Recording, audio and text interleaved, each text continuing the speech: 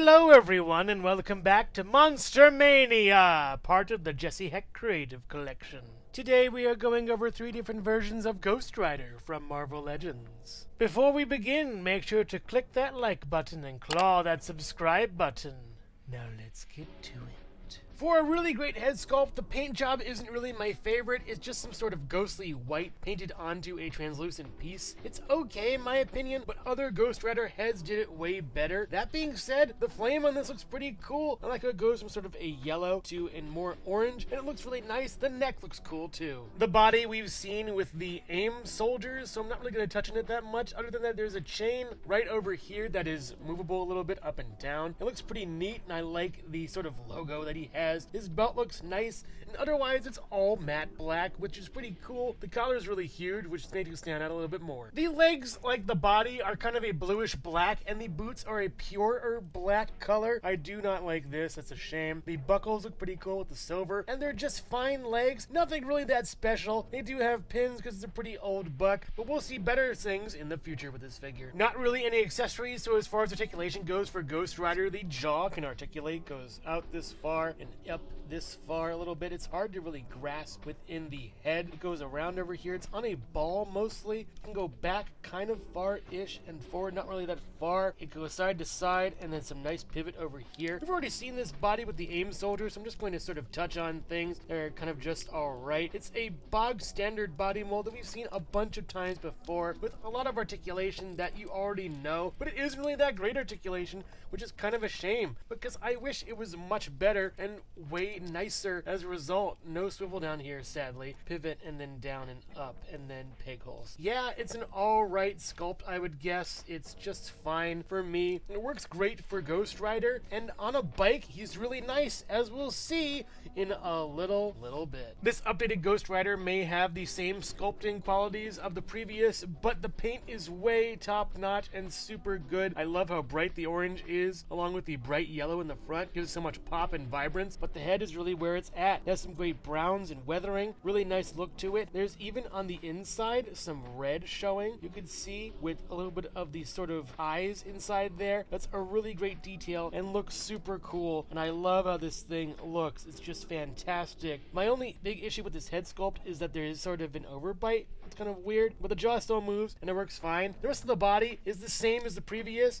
They missed the buckles on here, but that's okay. I do like the blue. It's a little more heroic and pretty cool. Same body sculpt. So yeah, let's move on to the accessories. He comes with a chain whip that's on fire. Super cool and very in theme with this month, especially that I'm playing Castlevania. Really nice piece that I love. You can hold it with both hands. There are handles on both sides, and it just looks phenomenal and super cool. The flames are really nice, and how it transfers from chain to flame is fantastic. Beautiful piece and looking really nice. The best accessory this figure comes with is the Ghost Rider bike. That looks phenomenal and awesome. I love this thing. It's super cool. The skull in the front is really neat. The headlights are awesomely done. If you take this off, it actually is a regular bike with a lot of flame attachments and that skull. Putting it on makes it his and his alone. He comes with flames you can take off. Now, putting them on is a big pain. That's one issue with this that I have, which is alright, I guess, but seriously, they could have done a better job with having them fit on, especially with this skull kind of messing up the ports on that and messing up the way they fit on. The engine looks pretty neat and cool. There is a stripe on here showing that it's his. This blue stripe running down his outfit matches this. I do wish it was white like the other one, but that's fine, I guess. The engine looks really cool inside. The seat is right over here. We have a speedometer,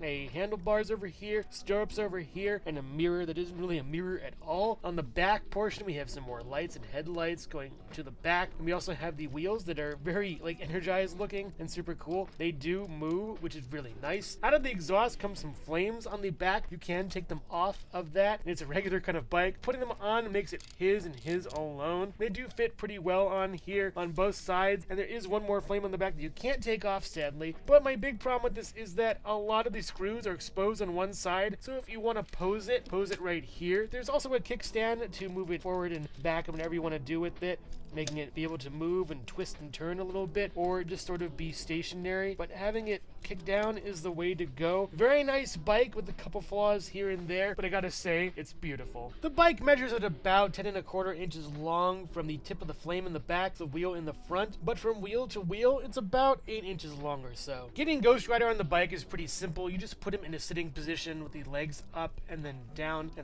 a little bit, and then putting his arms out to ride a little bit. You want to twist it a little bit so it shows the sort of markings on the top. Sitting him on there and putting his sort of feet in the stirrups, having him wanting to hold this, it works out well. To sort of jam it through a bit. You are going to lose a flame or two probably, but that's the sacrifice you have to make when posing this figure a little bit on the bike. Putting the feet a little bit up on each stirrup a little bit and moving them out makes it look much better. Sitting him down, he might float a tiny bit, but that's fine as he looks really cool anyways. Now ride, buddy, ride. Hello everyone, and thank you so much for watching so far. Make sure to click like, subscribe, share, and leave a comment. You can also click the bell icon for more creativity. Now let's get back to it. Here is the box for the Marvel Legends Retro Series Ghost Rider. Ghost Rider's logo's over here. He looks really creepy and intimidating over here. He has a flame chain and a bunch of other accessories with a nice logo over here. He's from Marvel Comics. Look at that. It's beautiful. On the back of the box, we have the same logos we've seen before, along with that flame chain, the Marvel logo up here, interchangeable pieces over here, a great picture of Ghost Rider himself over here, and a nice bio and all the legalese you'll ever want. Now let's check out the Ghost Rider and see what he can see.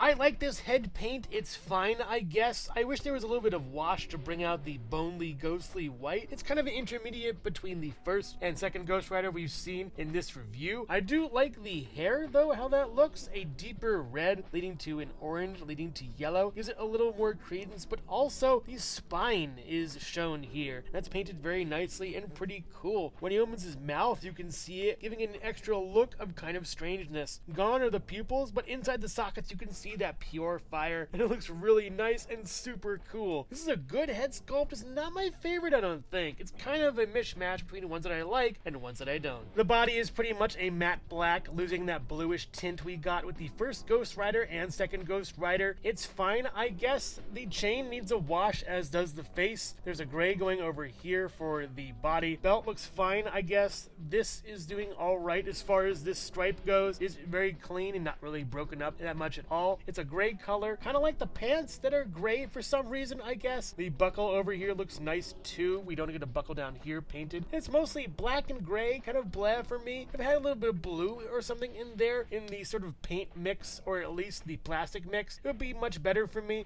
But for now, it's kind of blah except for the head, and even that isn't really that great for me. He comes with a chain whip as we've seen before. Same mold, different sort of paint scheme. We do get a sort of a transformation going from silver to yellow to a deep red, back to yellow down here. We didn't get that with the previous one, so that's a nice little touch and works really well for this. I kind of like this whip more, so at least good job in that regard, Hasbro. He comes with those same swirly twirly fire effects we've seen a million times before for his hands. They're nothing really special, but they're on Ghost Rider, so I thought I'd point that out. Man, he's really mad with power, isn't he? We do get some really cool bone hands that are on fire, and these are some of the best accessories with the figure. They look phenomenal and great. I only wish we had more of them so we could ditch the other hands, but yeah, these are just amazingly done and super cool. I love how they look. The bones look really great, and it's just super nice to see these kind of accessories coming out of this kind of figure. It's so surreal and creepy. And we finally get a transforming head for Ghost Rider. It looks awesome. The guy underneath is really upset. Wow, this is wonderful though. The eyes are really nicely painted with those deep sockets. It's just great. That grimace is phenomenal, and the hair is just amazing. For me, I don't really care who's underneath the Ghost Rider sort of mask or suit. I just care that it looks good, and man, does this look good. The back of the head looks really great and nice, and this is just phenomenal. Super cool. It does swivel, goes back and forth and side to side all the way around on the ball. Really nice for this piece, and it looks gorgeous, and man, is he in anguish. For even further kit bashing, you can use the alternate Sentry head that works really well for this. It doesn't really fit on the ball that much, but does work if you just kind of get it just sitting there. It's a really nice piece that kind of fits with the whole theme, seeing as he's sort of a blonde, the hair could be bleaching as it's getting on fire, and it works really well, I think, for this.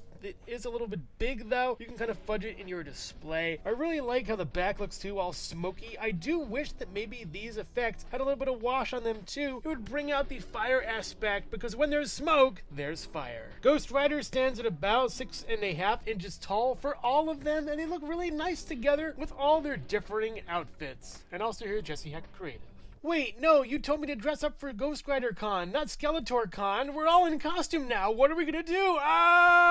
Overall, Ghost Rider is just flaming cool. The first iteration of Ghost Rider is nice, but not really all that great. The chain really saves it from being so bad, and I do think the accessories are super lacking for this figure. That being said, the paint on it, as well as the plastic paint, is wonderfully done, and the colors are really striking. The face also puts the ghost in Ghost Rider and makes it look really cool when you kit bash it. The Ghost Rider on the bike is obviously the winner. I do love the blue, but I wish we had a bike that was more for every Ghost Rider and had some white on it. Take that blue stripe out and it could be any Ghost Rider's bike and it would look amazing. That being said, this is phenomenal and a winner for me. It comes with a really cool whip, an amazing bike, some really great head paint, and some awesome flames on the bike itself. How can you not like this? It's phenomenal and beautiful. I do like the retro Ghost Rider. The accessories are phenomenal for this figure, yet the paint sculpt really isn't. I do love the hands in this color, but the head is too bone white. It needs a little bit of dirt, a little bit of grime, a little bit of wear and tear. The one in the middle with the bike is just so much better than this one. I really appreciate this figure and the accessories it brings, but I think the paint scheme really brings it down. If you're a big fan of Ghost Rider, you probably already have all three, but if you want just one of these, get the one on the bike. It's incredible. But if you're not a fan of the blue or the bike, I would get both Ghost Riders to the left and the right and kit bash to your heart's content, or just wait for another one to come in the future, because Marvel Legends are a cycle. So which one is your favorite? Let me know in the comments below. Thank you so much for watching Jesse Hecht Creative. Make sure to like, subscribe, share, and leave a comment. You can also visit us at jessehechtcreative.com for more reviews like this one.